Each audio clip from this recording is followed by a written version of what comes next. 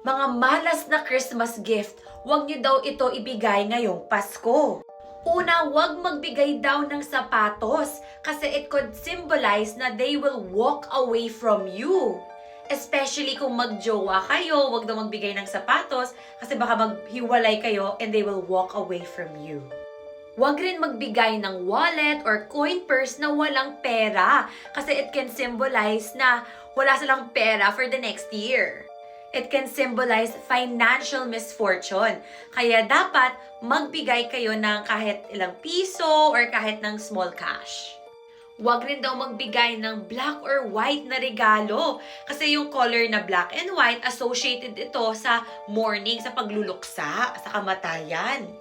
Huwag rin daw magbigay ng salamin, ng mirror kasi mirrors can break. So it can mean breaking of a relationship. Huwag rin daw magbigay ng